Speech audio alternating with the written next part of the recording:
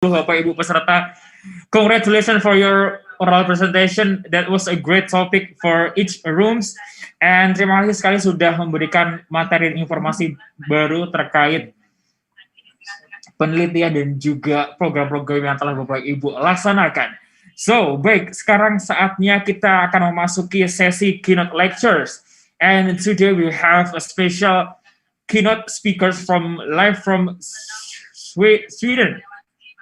And to co-moderate this session, I would like to invite Dr. Indra Trimahayana, Ph.D. ophthalmologist. Good afternoon, Dr. Indra. Halo Mas Yopi, good afternoon. Thank you for siang, Dokter. Having us. Selamat siang. Ya.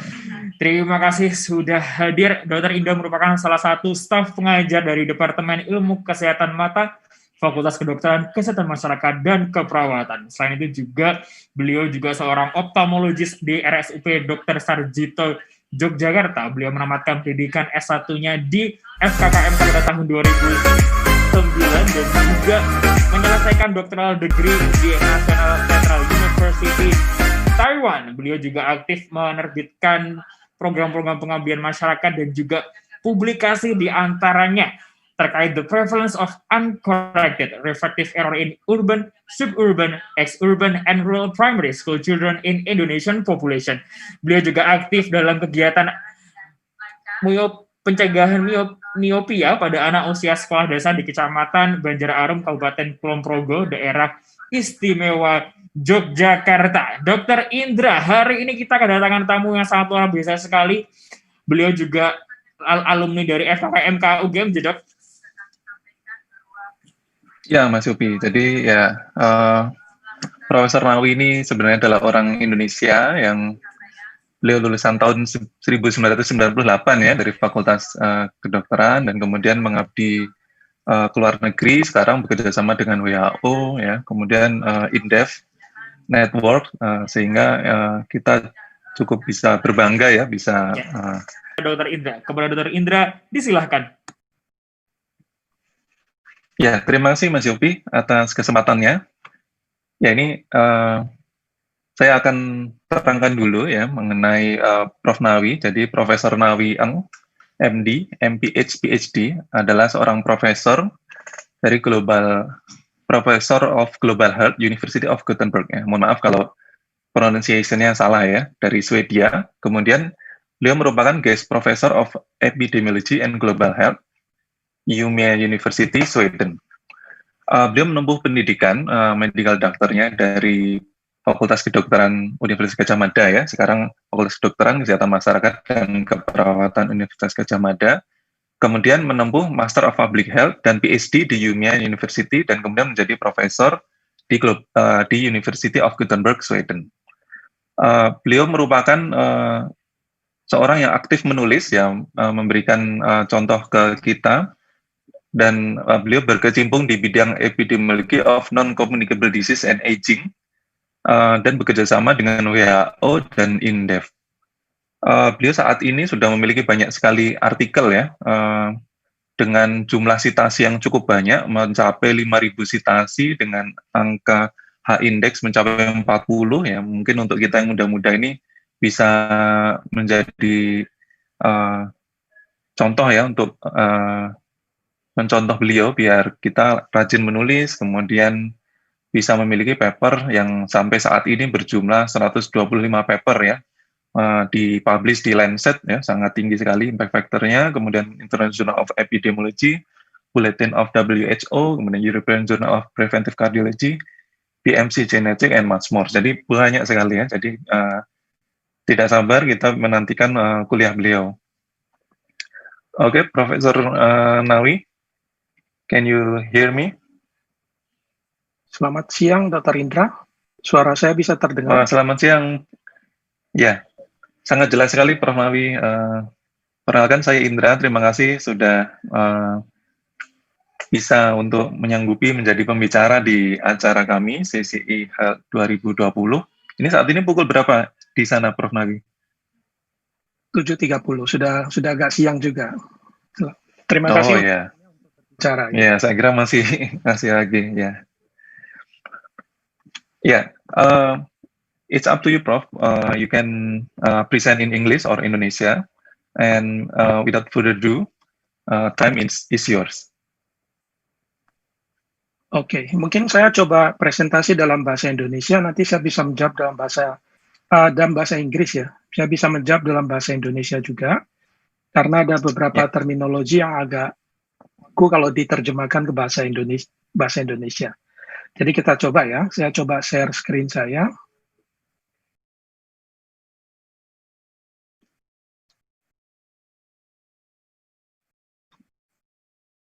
Oke, apa yang terlihat adalah slide judul. Yeah. Yeah. Okay, so I think I will try to start and speak in English. Feel free to post question in Q&A if there are any questions. I can switch into Indonesian also in between. So today, I'd like to thank the Faculty of Medicine, Gadjah Mada University, for the invitation to talk in this event, the second conference on community empowerment for health. So the title of my talk is Social Determinants of Non-Communicable Diseases, especially focused on the component of community and how to empower community. So when we look into causes of death in Indonesia, the data in 2016 showed that the two leading causes of death were ischemic heart disease, penyakit jantung koroner, and cerebrovascular diseases, penyakit stroke. These two causes of death were the leading cause of death out of many, many causes of death. And if we look at the 10 most common causes of death in 2016, we notice that many of them are related to non-communicable diseases, including diabetes, root injury, of course. I mean, some people refer it to non-communicable diseases also. If we look at their rank, if we compare this ranking to the ranking in 2005, we notice that ischemic heart disease was already the leading cause of death by the year 2005. But if we look at cerebrovascular diseases, between 2005 and 2016, the mortality due to cerebrovascular diseases has increased up to 32%. Notice that diabetes has also increased quite significantly during the same time period, 63% in comparison with other causes of death. So talking about chronic diseases, of course, first question is whether we could prevent chronic disease. And linking chronic disease risk factors, understanding chronic disease risk factor is one way to understand the causes of chronic diseases and hence prepare to prevent chronic diseases. So if we look at the similar graph showing the risk factors which drive most death and disability in Indonesia in the same time period, we notice that dietary risk factor has increased by 22%. These are related to disability adjusted life years. High blood pressure also increased by 24%. High fasting plasma glucose increased by almost 51%. And tobacco, despite the fact that in many other countries, tobacco has decreased in the last 20 years, like here in Sweden, in Indonesia, tobacco use and the prevalence and its contribution to daily has increased by 16.5%. So those are the common risk factor, what we refer to as biological risk factor to non-communicable diseases. Nothing new. We know a lot about this problem already. So when we try to understand non-communicable diseases, I would like to use this social determinant framework proposed by the WHO, social determinant of health. So if we look to the right hand, here we have the equity in health and well-being. Just imagine we have non-communicable disease here. What leads to chronic diseases or chronic non-communicable diseases? We can feel that there are few factors that lead to chronic non-communicable diseases according to this framework. I'll start with the first box, which is called structure determinant of health. And this includes many factors that influence structure or generate structure mechanisms, like, for example, socio-economic and political context, issue of governance, macroeconomic policies, social policies, public policies, and as well as cultural and societal values. All those factors help to shape social stratifications, which influence the individual socioeconomic positions, or which define individual socioeconomic positions. And with socioeconomic positions, we're talking about education level, occupation level, and incomes. So all those structure determinants, they are in turns will influence. They will in turn influence the determinants of health outcome, including the intermediary outcomes. Structure mechanisms and the individual socioeconomic position are what we refer to as structure determinants. And these are referred to as the structure determinant of health inequities, because our socioeconomic positions can influence our way of life, our risk factor patterns, as well as the disease that we have. So I'll show 3 slides showing the results of a systematic review and meta-analysis linking socioeconomic position and type 2 diabetes. So on the screen here, we see the relative risk of type 2 diabetes when we compare the lowest versus the highest level of educations. So on review or meta-analysis of many studies, this estimate shown here, the people with lowest level of occupations, they have about 30% higher risk to get diabetes compared to people with highest level of occupations.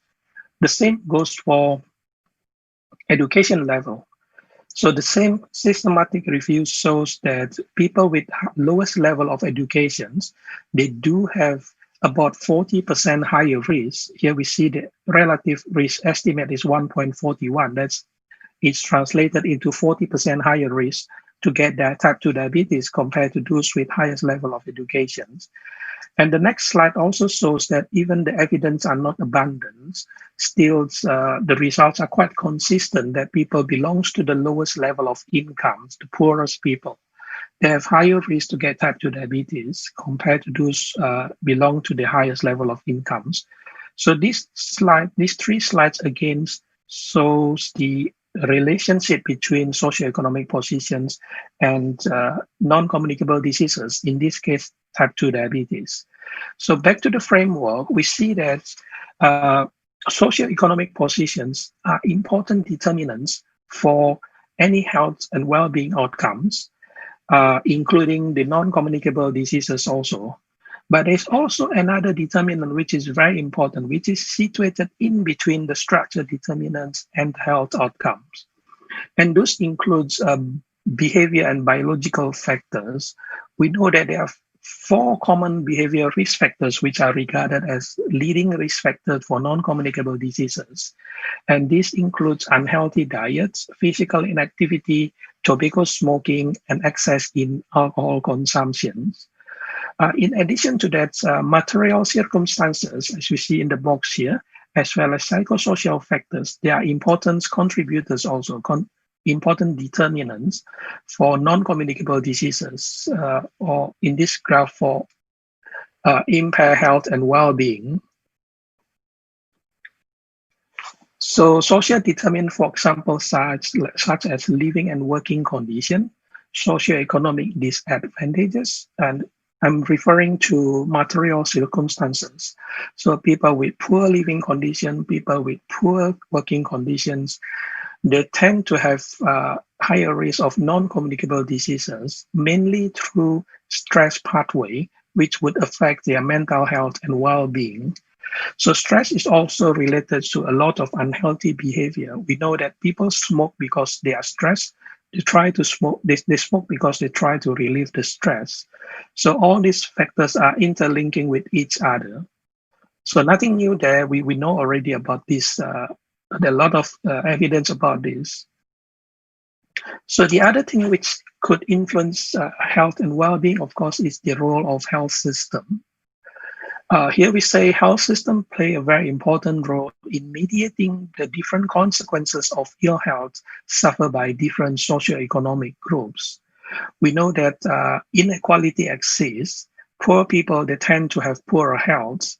But if we think of if the government or health system could play a bigger role, and for example, like in Indonesia, we have BPJS, social health insurance, that could somehow mediate the association between socioeconomic positions and health and well-being. So the role of primary health care, of course, is very vital in the prevention and control for non-communicable diseases.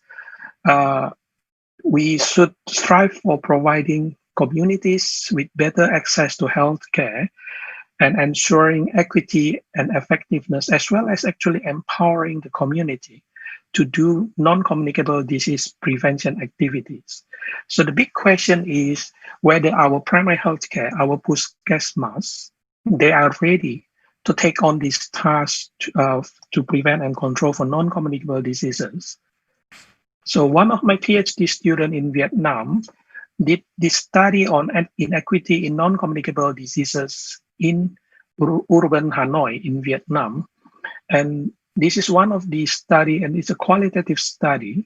So he talked to health professionals at they call commune health stations. Of course, it's our puskesmas in Indonesia. And a lot of findings there, but I would like to pinpoint on this table only. So when they were asked about non-communicable disease activities at 4 selected puskesmas, you can see the numbers on the screens. So almost the majority of the primary healthcare centers, they don't have any activities related to hypertension, diabetes, COPD, and cancer. A bit on hypertension because it's quite commonly observed at a primary healthcare center, but very few on diabetes and none on COPD and cancer. So we see here, despite the important role of primary healthcare center to promote the prevention of non-communicable diseases, we notice that they are actually not ready to take on these tasks. And it's very important also to pinpoint that primary healthcare center is very close to the communities. Therefore, it is a very important infrastructure to empower the community also. So the last thing I would like to talk about in this graph is the important role of social cohesion and social capital. So what do we mean by social capital? So it is defined as a feature of social organization, such as social network, trust, facilitate collaboration or coordinations. So we can measure social capital at individual level. I have social capital, you have social capital also. How do we measure individual level social capital? We can measure social capital at individual level using different questions. For example, do I trust the politician? Do I trust the government? Do I trust the neighbor? Do I feel safe when I walk outside? Do I talk to my neighbor? Do I care about my neighbor? Do I participate in different associations and so on? So all those factors are important indicators for social capitals. And it has been so extensively that people or individuals with good social capital, they tend to have better health compared to individuals with poor social capital. And it is particularly important in the age of COVID-19. One question, for example, to measure social capital is whether you trust the government. Imagine if the community do not trust the governments on the prevention and COVID or control of COVID-19, then people do not care about wearing masks, social distancing, and so on. So we have a few studies on the role of social capital, for example, on self-rated health. And we observe that people with good social capital, they have better self-rated health compared to people without good social capital.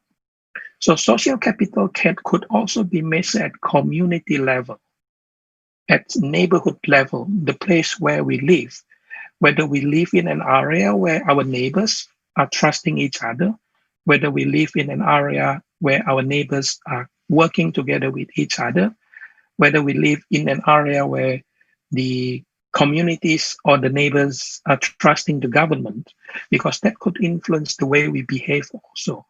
So one of our study, for example, in Sweden, we use the register data. Sweden is the heaven for register data. We have so much data here in Sweden.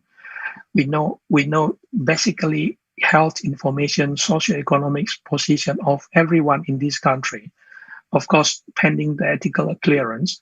So this is one study we published last year on the effect of neighborhood social capital on child injuries.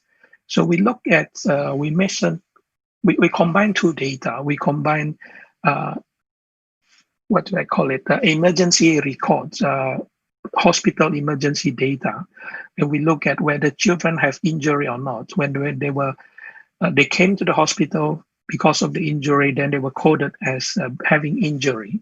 So we look into that data set and we link that data set to individual level data set as well as the neighborhood social capital.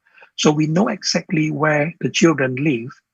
So we could classify children into children who live in the neighborhood with low social capital, medium social capital, high social capital.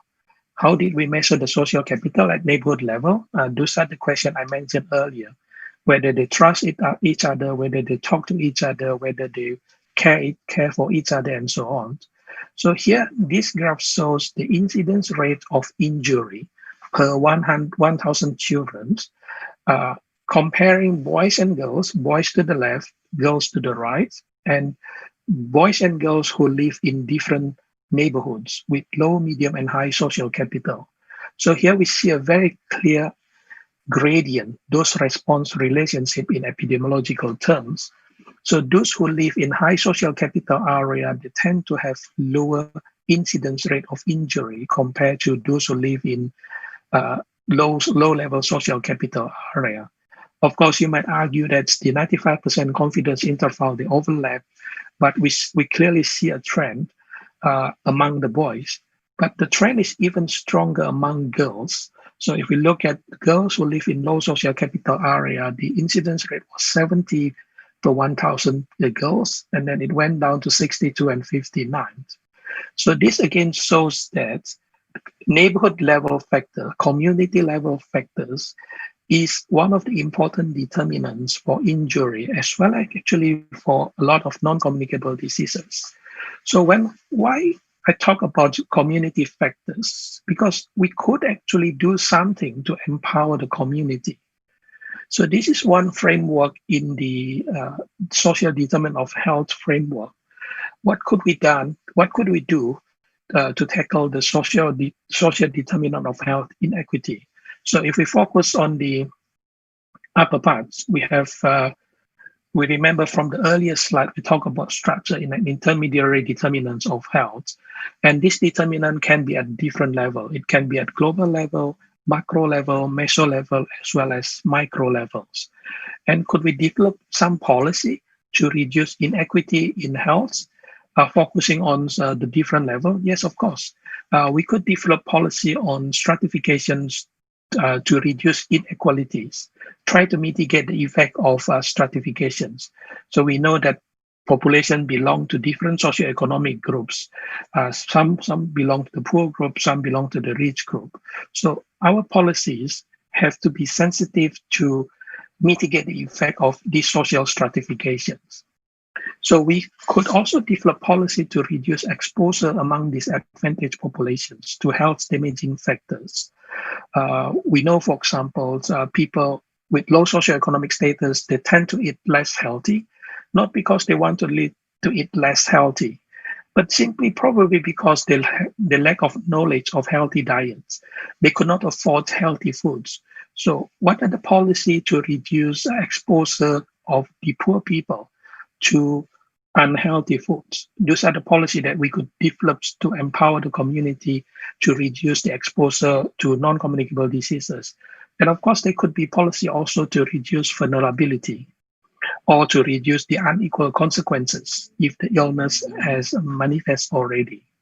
So to engage in these policies, I think two aspects are very important. First is that these policies should be at different sectors. We cannot only focus on medical sectors. So this type of policy, which is at community level, should be an intersectoral actions. But it's also very important to empower the populations, to empower the community, and to let the community to participate in these activities. Because otherwise, I mean, if we don't empower the community, it will become a top-down strategy instead of a bottom-up approach. So how do we define empowerment? We define empowerment is the gaining of effective control over the political and economic process that affects one's lives and well-being. So let me see the next slide. So again, what do we refer to as community empowerment? Community empowerment refers to the process of renegotiating power and enabling community to increase control over their own life. So think about smoking in our neighborhoods. Could we do something? So we could empower the community so they could increase the control of their exposure to secondhand smoking in their neighborhoods that could potentially influence their risk of non-communicable diseases. So that is one example related to non-communicable diseases. So we can view community empowerment as either a process, it is by which community and individuals within them gain more control, or we could view it as an outcome if the community is empowered or not to take on the role of non-communicable disease prevention. So as an outcome, empowerment is the goal or the objective itself. So, and this of course links to the social determinant of health we talked about earlier. We know that there are social determinant of health at community levels. We have to empower the community to take on or to renegotiate the power for them to have control of the determinants and prevent non-communicable diseases. So community empowerment differ in different contexts. In the westernized society, like here in Sweden, community empowerment is often seen at individual levels. So individuals are empowered and the empowerment spread to the group and then to the broader community. But in many non-westernized countries, community empowerment is more closely related to family and extended member. A family member. I think that is what happened in Indonesia also. When we talk about community empowerment, often the family is our focus.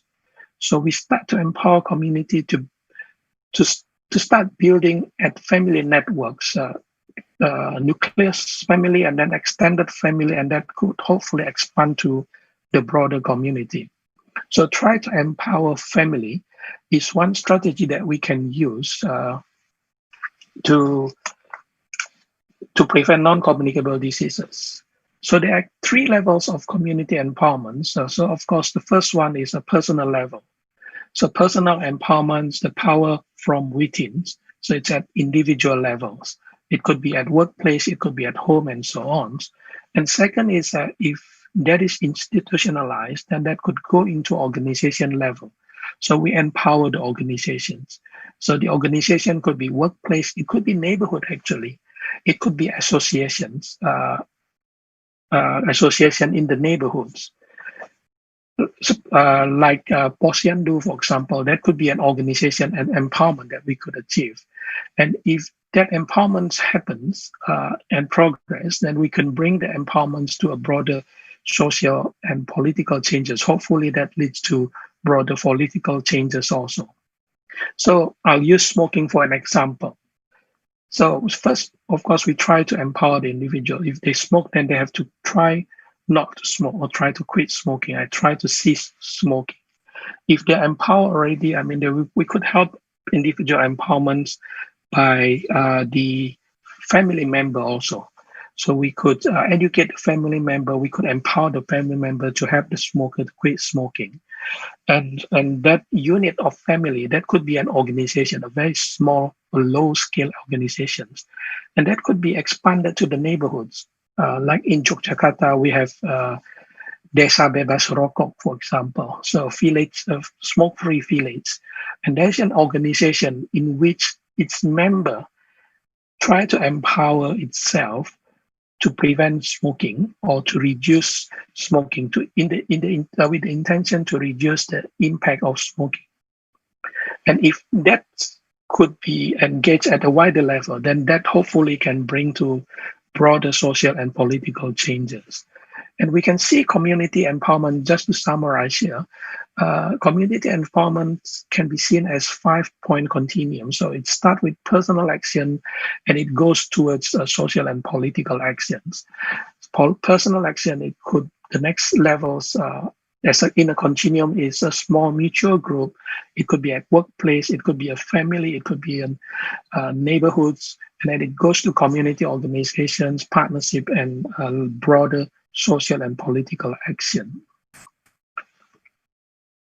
So there are 9 domains of community empowerment. I'm not going to read through all of these, but these are important domains that we need to ensure exist when we try to empower the community.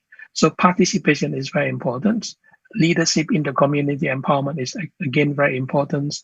The organizational structure where this community empowerment will happen. But it's also equally important for the community to be critical, to ask why, to be able to assess the problems. So to identify a problem to be solved and then mobilize resources to take actions. And also important to link with others, and others can be anything, but also try to see the role of an outside agent in terms of empowering the community. But the last thing, which is again very important, is the management of the whole exercise of the whole program. So let me try now to link the concept of community empowerment to the prevention and control of non-communicable diseases. So on the left, we see a scheme where we have the community as well as health facility providers. So when we try to prevent non-communicable diseases, we can look at it from 2 different aspects. We can focus a lot on health facility-based interventions. We can do screening for hypertension, screening for diabetes, a lot of activities at primary healthcare centers. So the focus of those activities are actually on increasing patient awareness on the disease and help them to manage their disease. So this is the last part of the graph.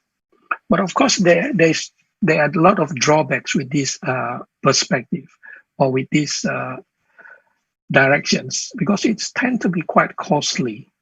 I mean, think about focusing on healthcare center to do wide catch screening of the community. It could be very costly and time consuming and very resource demand also. But on the other hand, we could also organize community-based intervention. So intervention is based in the community with, of course, supervision, a very minimal supervision from the primary healthcare center or hospital and so on.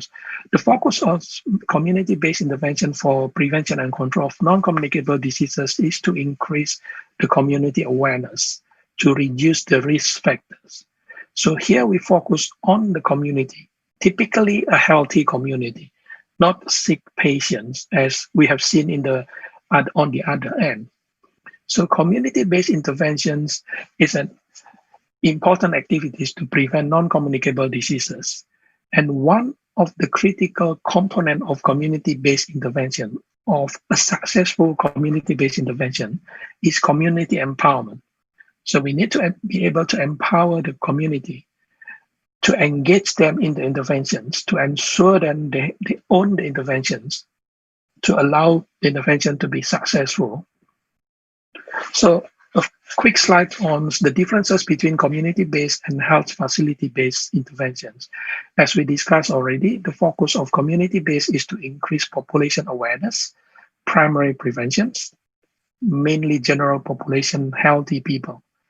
But when we bring it to health facility-based, then it's mainly secondary, tertiary, rehabilitative actions and focusing on a small group of high-risk populations.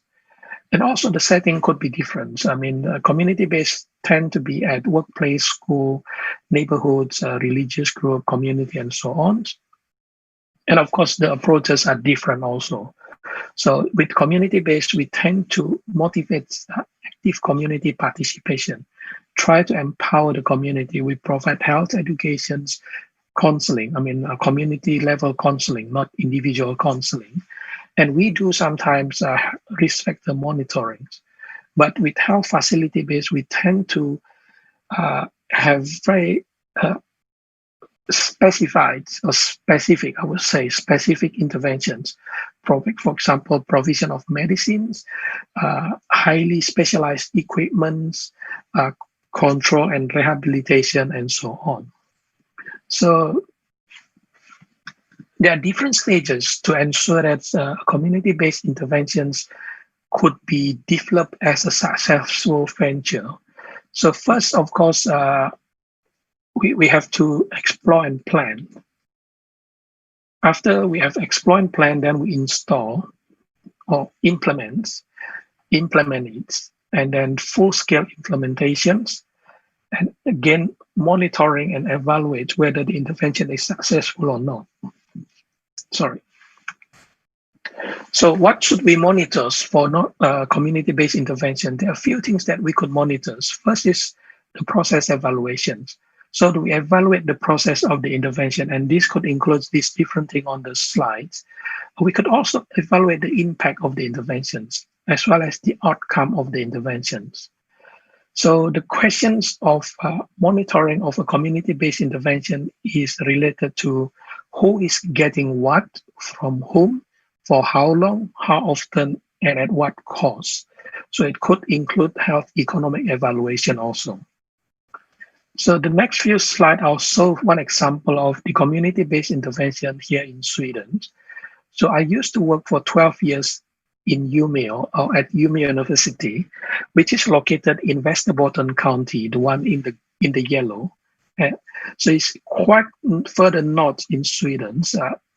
In the year 1969 to 1978, the county has one of the highest, or it's on the top actually, coronary heart disease mortality in Sweden.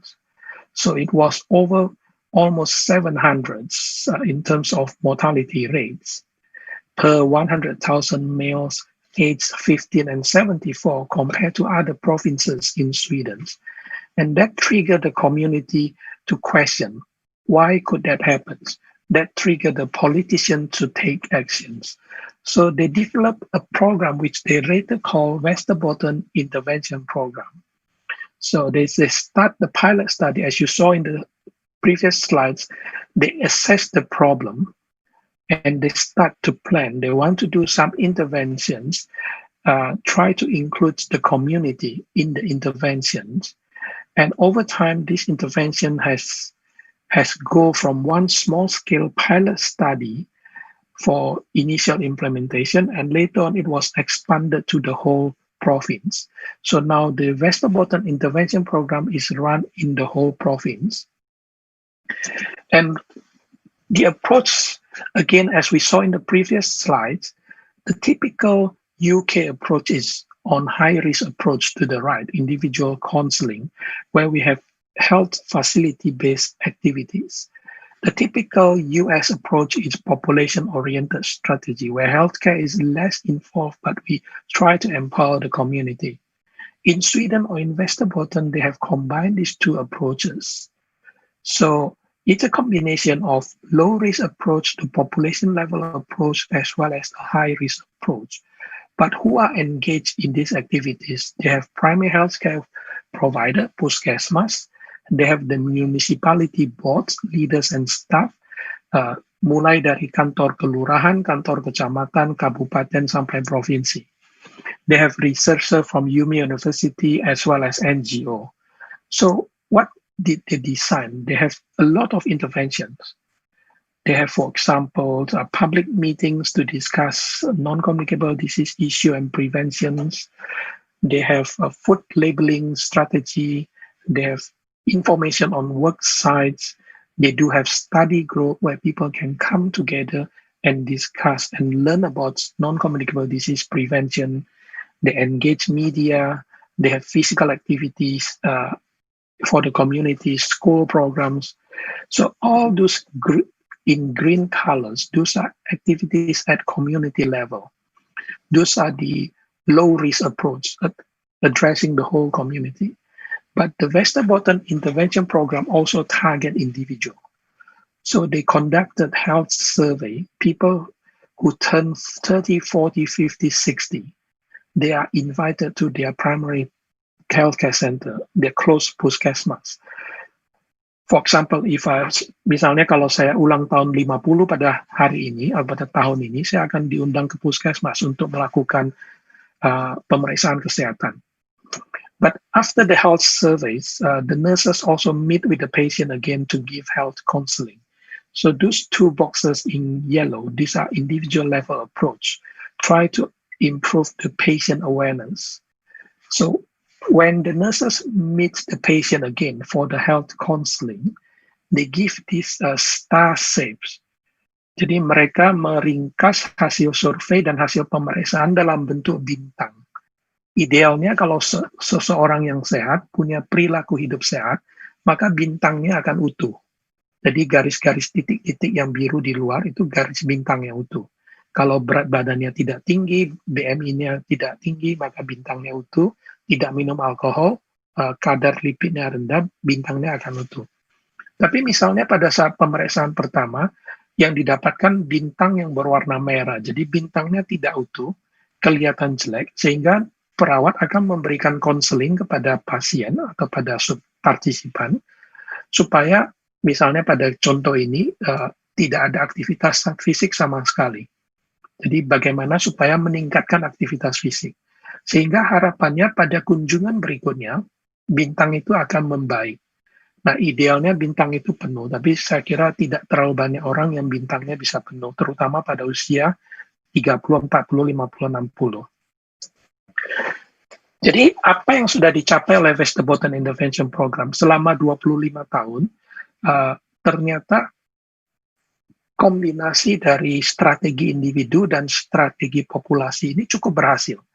Kalau dibandingkan dengan Swedia, di garis 0 ini,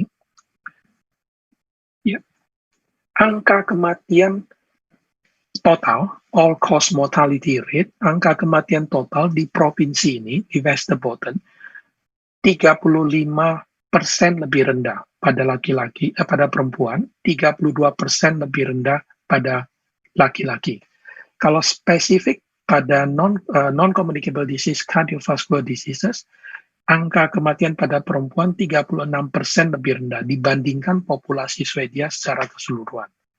Lebih rendah sedikit pada laki-laki. Jadi ini menunjukkan bahwa kombinasi antara tindakan pada populasi dan pada masyarakat, pada individu itu bisa berhasil. So it's very important to empower the community. In this case, if you see this picture, these are from the Westerbotten Intervention Program. They spread the messages to the community.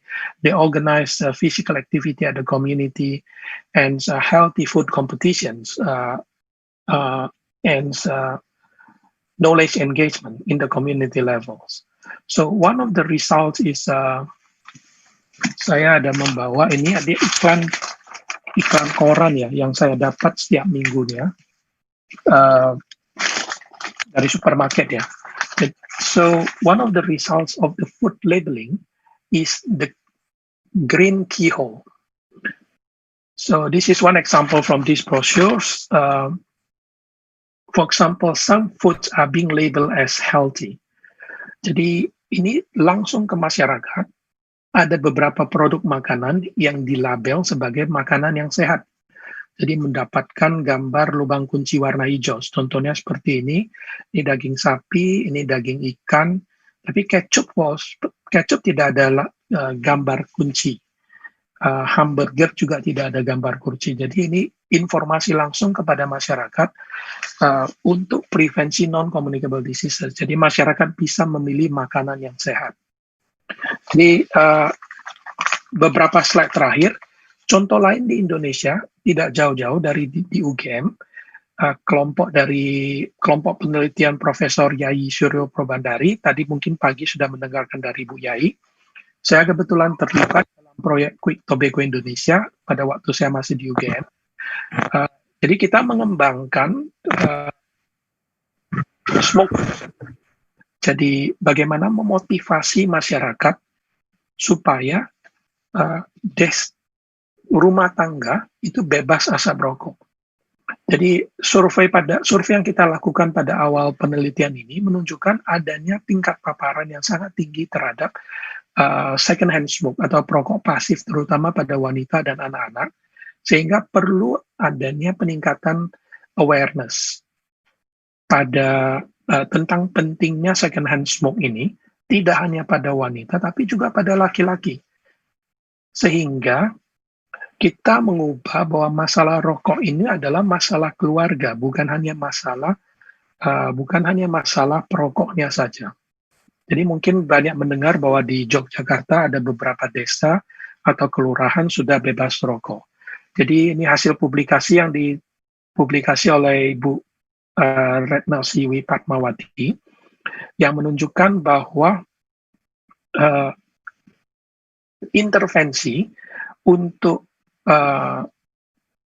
memberdayakan masyarakat, community empowerment, untuk mengaitkan bahwa rokok itu adalah sebenarnya isu wanita dan anak-anak juga, karena mereka lah yang terpapar dengan asap rokok pasif, sehingga mengaitkan bahwa family welfare itu juga sangat penting untuk dipertimbangkan, di samping hanya cultural value of smoking, dan juga menawarkan pada wanita leadership role untuk tobacco control. Jadi memberdayakan wanita untuk pengendalian rokok di Indonesia, di Yogyakarta khususnya.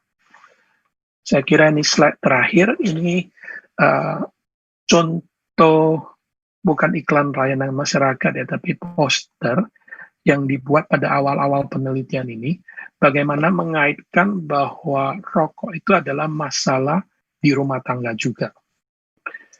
Jadi, as a summary, I'm trying to sum up my presentations. We know that non-communicable diseases are leading causes of global burden of disease and premature deaths in Indonesia. So the problem of non-communicable disease increased over time.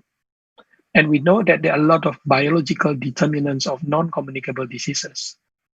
But there are also a lot of social determinants of non-communicable diseases. So biological determinants, these are mainly health domains, but social determinant, we could empower the community to play a role in helping to save the biological determinant. For example, we could empower the community to change the community smoking behavior or individual to community smoking behavior. At the end, it could improve the non-communicable disease prevention and control. So for non-communicable diseases, community empowerment could be delivered through community-based intervention. And we have seen some examples from Sweden and from Yogyakarta. And those are examples to empower community to reduce the risk factor for non-communicable disease, and with a final goal to improve individual health status. I think by that I finished my presentation, and thanks a lot for listening. Okay, thank you, Professor Nawi, for your very great presentation. Sangat penting sekali ya, ternyata saya baru mendapatkan, it's a new keyword for me, that it's actually community empowerment for increasing community awareness through the healthy community. It's not the sick community. It's very interesting keyword. So, is there any question from the audience? If not, for the first question, I will try to ask Professor. So, for the political context, there is a difference from the health system. So why it is different from the health system is different from the political context for the social determinant? You mean why? Okay. I think health systems can act as a mediator. So it can actually mediate whether the impact of political context on well-being manifests or not. Of course, there are quite a lot of factors that we could not control easily.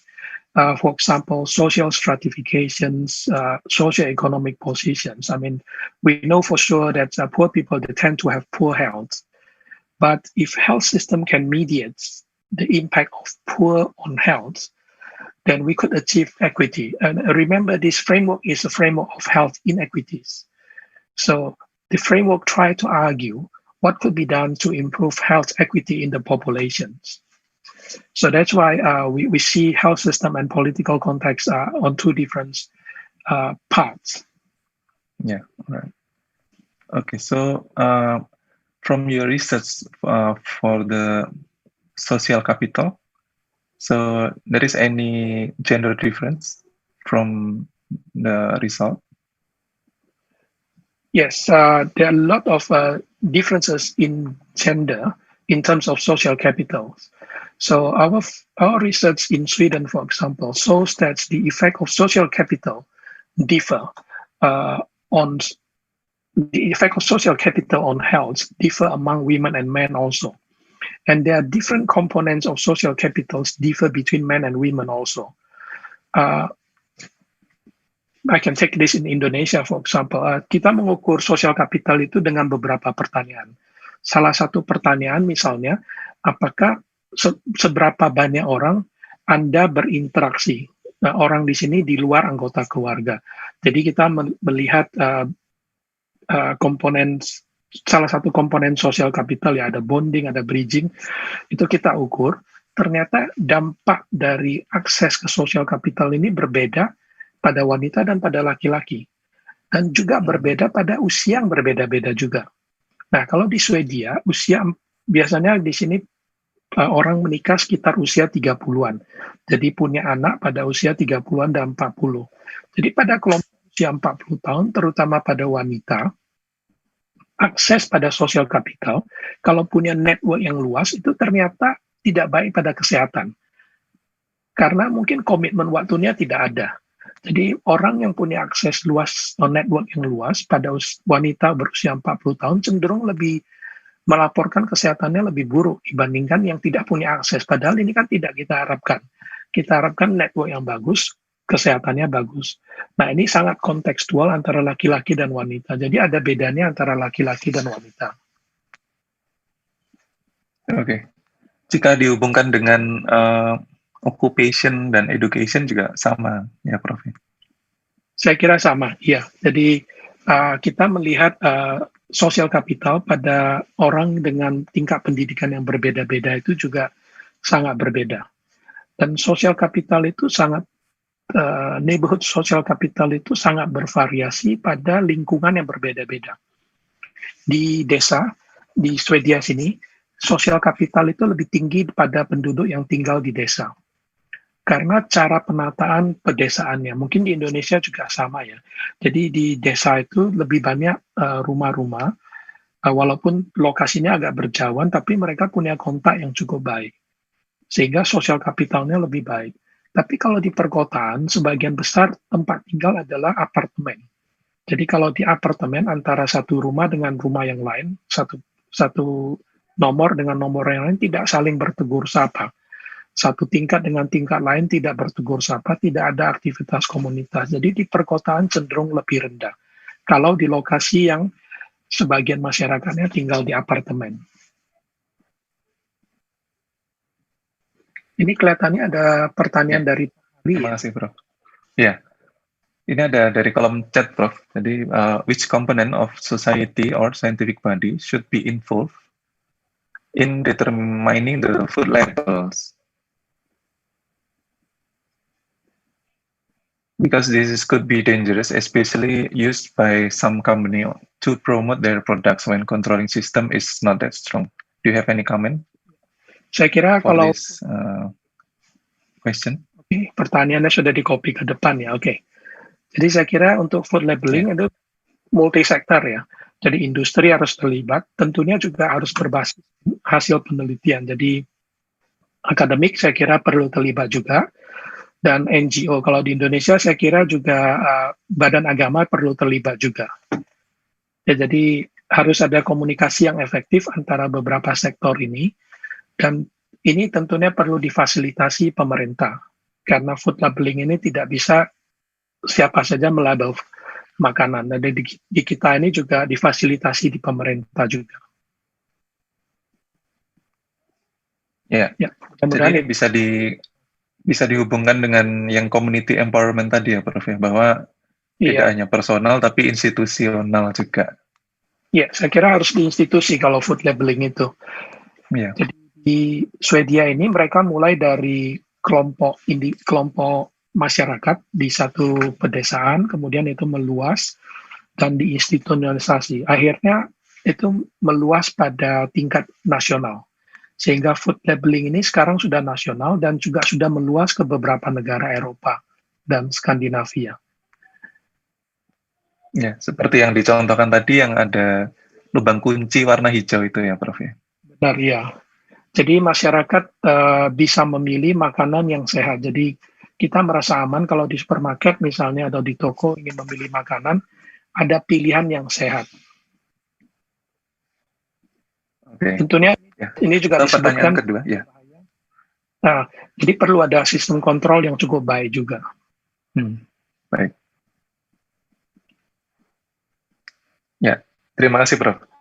Pertanyaan kedua, bagaimana cara menginisiasi pelabelan makanan sehat Green Key jika diimplementasikan di Indonesia? Terkait dengan populasi marginal atau sosioekonomi rendah, bagaimana upaya nyata yang efektif untuk meningkatkan kesadaran dan kemauan mereka tentang status kesehatannya? Ya, saya kira untuk yang pertama, perlu melibatkan beberapa sektor ya. Tadi sudah saya coba jawab.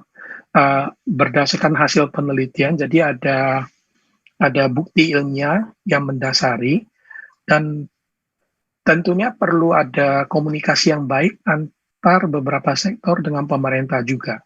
Tadi ada masalah kontrol ya pada pertanyaan sebelumnya.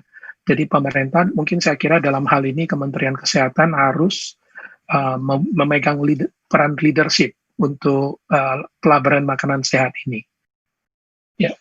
Kemudian yang kedua, pada kelompok dengan sosioekonomi rendah, yang sangat penting adalah meningkatkan health literasi juga.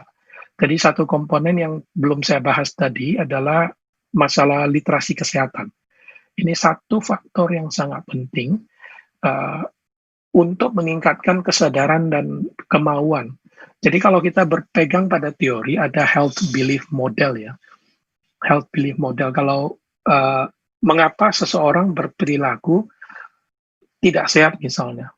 Tentunya kepercayaan mereka pada tingkat resiko penyakit, apakah mereka lebih rentan terhadap sakit tersebut, itu sangat dipengaruhi oleh health literasi. Jadi kalau menurut saya, satu hal yang perlu ditingkatkan terlebih dahulu adalah literasi kesehatan masyarakat. Nah, itu bisa ditingkatkan dengan beberapa cara, informasi kepada masyarakat, informasi-informasi kesehatan kepada masyarakat. Ya, memang tidak mudah ya. Dan juga saya kira untuk meningkatkan literasi kesehatan, pesan yang akan disampaikan itu juga perlu di-tailor ya, istilahnya apa bahasa Indonesianya. Perlu disesuaikan dengan kelompok sasaran. Jadi kalau misalnya kelompok dengan sosioekonomi rendah dan tidak memiliki tingkat literasi yang tinggi, tidak ada gunanya diberikan dalam bentuk brosur. Nah, akan lebih baik misalnya kalau diberikan dalam bentuk kegiatan-kegiatan seni, misalnya drama atau teater. Itu yang sudah dicoba misalnya di Bangladesh untuk meningkatkan health literasi tentang penyakit diare. Jadi mereka menggunakan penyakit diare dan juga keracunan arsenik sebenarnya. Di Bangladesh, di daerah Matlab, itu sumber airnya mengandung arsenik. Jadi karena tingkat sosioekonomik penduduknya sangat rendah, mereka tidak menggunakan brosur atau pidato-pidato, itu tidak ada gunanya. Jadi disesuaikan dengan populasi sasaran, mereka menggunakan teater dan drama. Itu hasilnya menunjukkan bahwa itu sangat efektif untuk meningkatkan kesadaran dan kemauan masyarakat untuk berpartisipasi dalam tindakan pemeliharaan kesehatan.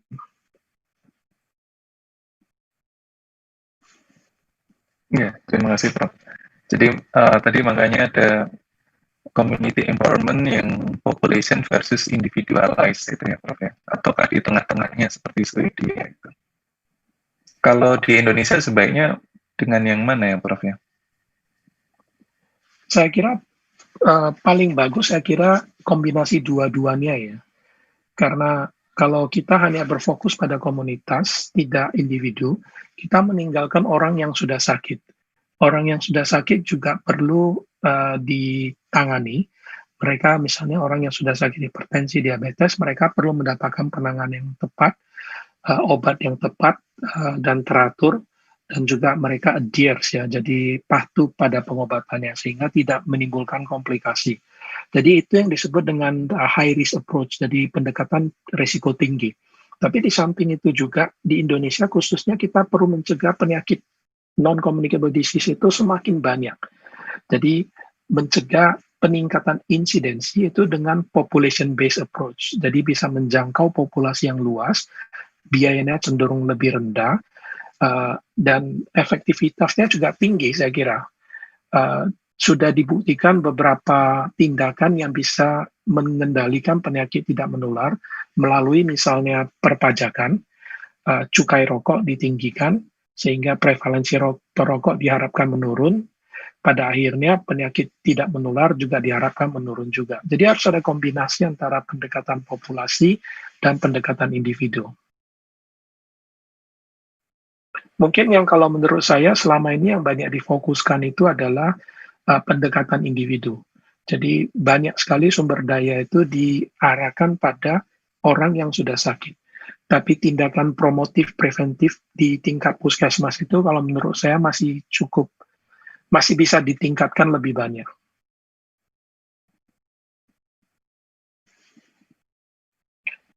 Mohon maaf saya tidak bisa mendengar suara Pak Indra. Ya, terima kasih Prof. Jadi memang saat ini kan puskesmas itu lebih ke terapi ya, jadi memang harusnya pusat kesehatan masyarakat itu lebih banyak kepada promotif untuk population based tadi, community empowerment tadi ya Prof ya. Saya kira ya, kemudian sebagai terima kasih Prof. Kemudian terakhir mungkin agak melenceng dari non-communicable disease, mungkin lebih kaitannya dengan yang terjadi saat ini di COVID-19 untuk social capital dan community empowerment-nya yang cocok yang mana ya Prof ya? Saya dengar soalnya di Swedia itu tidak ada lockdown seperti itu dan benar-benar semuanya diserahkan kepada individualized. Iya. Ya. Kira ini sangat menarik sekali kalau membahas COVID ya. Saya juga baru ada penelitian kecil tentang COVID juga. Nah, sering orang menanyakan kenapa di Swedia ini tidak ada lockdown, karena argumen dari pemerintah itu diserahkan kepada masyarakat. Nah, satu hal yang membedakan Swedia dengan negara kita di Indonesia adalah tingkat kepercayaan terhadap pemerintah itu sangat tinggi. Jadi trust to government, trust to institutions is very high. Jadi lebih dari 50% masyarakat percaya apa yang dilakukan oleh pemerintahnya. Sehingga bila tingkat kepercayaan yang sangat tinggi seperti ini, apapun yang disarankan oleh pemerintah cenderung lebih diikuti. Ya, walaupun kita tahu juga ada yang tidak mengikuti ya, tapi contohnya misalnya di Swedia, saya sejak bulan Maret sudah duduk di rumah, tidak pergi ke kantor. Memang diizinkan untuk pergi ke kantor, tapi dengan distancing. Kelas-kelas sekarang kombinasi, kalau antara bulan Maret sampai 2 bulan lalu, kombinasi online sama digital. Tapi sekarang karena adanya peningkatan kasus, semua dijadikan kelas digital. Jadi kepatuhan masyarakat itu cenderung lebih tinggi. Nah, karena kepercayaan terhadap institusi itu tinggi, institusi kesehatan masyarakat, institusi pemerintah itu cukup tinggi. Ya, saya kira itu kontroversi ya. Nah, tapi di sisi lain, social capital itu kadang juga bisa memfasilitasi penyebaran COVID. Jadi satu sisi social capital bisa membantu atau mencegah penyebaran COVID, di sisi lain dia bisa memfasilitasi. Nah, aspek social capital yang bisa memfasilitasi adalah bonding. Jadi rasa ingin bertemu dengan orang, network yang cukup luas. Jadi kita lihat orang yang networknya cukup luas itu sayangnya ternyata transmisi COVID-nya itu cukup tinggi juga. Jadi saya kira social capital seperti pisau bermata dua ya, jadi penting, tapi ya bisa meningkatkan COVID, bisa juga mengendalikan COVID. Ya tergantung yang mana yang lebih berperan di sini.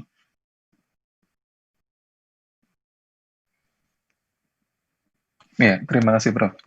Jadi mungkin untuk Bapak Ibu yang belum mengetahui, memang di Swedia itu kontroversi ya, Prof. Ya. Jadi sejak awal tidak ada lockdown, dibuka seperti itu, tapi memang ternyata pada akhirnya kasusnya terkontrol juga. Jadi tadi memang karena individual approach yang ternyata individunya itu juga percaya kepada pemerintah seperti itu. Ya, walaupun di sini Ya, pembahasan mungkin ya Pak Indra, sehingga nanti tidak salah persepsi kalau di Swedia tidak ada tindakan apa-apa. Jadi walaupun kita tidak lockdown penuh, tapi pembatasan-pembatasan di sekolah misalnya, selama bulan Maret sampai bulan Juni, itu anak SMA sekolah di rumah semua. Anak SMP masih diizinkan sekolah, tapi anak SMA sekolah di rumah semua. Kantor-kantor sebagian besar tutup. Jadi tentunya social distancing di tempat-tempat umum itu juga sangat diperhatikan. Jadi ada tindakan, tapi tidak sedrastis lockdown. Itu yang mau saya klarifikasi nanti sehingga tidak ada salah persepsi. Ya, baik, Prof. Terima kasih, Prof. Ya, mungkin karena tidak ada lagi pertanyaan dari kolom chat, bisa kita cukupkan untuk presentasi keynote lecture dari Profesor Nawi Ang. Kita sangat berterima kasih sekali Profesor Nawi sudah meluangkan waktu ke kami untuk bisa memberikan kuliahnya. Dan bisa kita tutup bahwa community empowerment itu penting sekali untuk meningkatkan community awareness ya melalui community involvement atau keterlibatan komunitas. Jadi tidak hanya melalui population base, tapi melalui komunitas yang sehat tadi ya, healthy community itu. Dan bisa mengambil jalan di tengah-tengah, tidak hanya population, tapi individualized dan atau gabungan dari keduanya, seperti itu. Ya, kita tutup untuk keynote lecture pada siang atau sore hari ini, pagi hari di Swedia ya, Prof. Ya. Terima kasih sekali. Waktu dan tempat saya kembalikan kepada Mas Yopi. Silakan, Mas. Baik, terima kasih Dr. Indra, Prof. Nawi, matur sembah nuwun sudah hadir, Prof. Kami tunggu kehadirannya di FKKMK, Prof. Nawi. Karena kebetulan banyak gedung baru di sini, jadi mungkin kalau nanti main ke skip utara akan sedikit pangkling, Prof. Ya, sudah agak lama tidak ke Jogja, jadi ingin juga pergi ke Jogja. Mungkin sudah ditunggu sama gudeg, Prof. Juga di sini, ya. Oke, matur sembah nuwun Prof. Nawi, Bapak Ibu mungkin bisa berikan tepuk tangan kepada Prof. Nawi langsung dari Swedia memberikan materi terkait community empowerment.